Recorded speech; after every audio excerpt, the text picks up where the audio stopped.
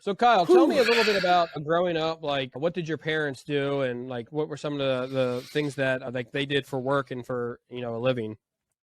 Yeah, nothing like anything I do for sure. So I grew up with living with my grandparents and my mom and father separated when I was real little. So my mom worked in grocery stores mainly. My grandma was retired basically. My grandpa worked some in a lumber yard, but he was retiring when I was fairly young too. So really there definitely nobody in my family into technology or anything like that. Gotcha. I was the first in my family to do any of that kind of stuff, but yeah, definitely hardworking people. We didn't come from any kind of money or anything like that. So there's definitely people that went to work and put in their hours and all that. And I'm definitely that way too. I'm sure that was kind of just instilled from a young age.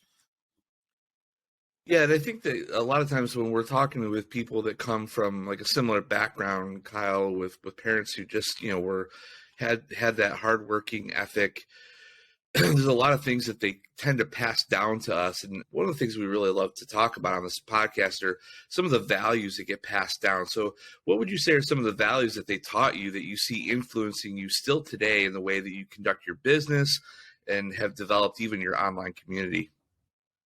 And I can think of some positives and negatives. So, That's obviously fair. all the good things, the hardworking stuff, the being honest, all that. I think that's, nobody in my family owned their own business that I was ever around. So I didn't really get any of those lessons from like the business owner standpoint, but just, all those things translate so well, the honesty and things like that with customers. I know when I first started my business, I was doing it on the side while I had a real job, and I was trying to cover up that fact to my clients and not let them know this is part-time and all that. And when I let go of that and realized, honesty is the best policy, right? When I kind of embraced that, everything got a whole lot easier. Clients honestly didn't care at all. None of them were worried about it like I thought they would be. And things got a lot easier from there, So, those are definitely some of the positive things. I will say my grandpa growing up was my idol, and he was a funny guy. He was a pretty fair guy, but he would tell people like it is, and I have a little bit of that in me too. It doesn't really bother me if somebody doesn't like me or doesn't like what I have to say. I will say it anyways, and that can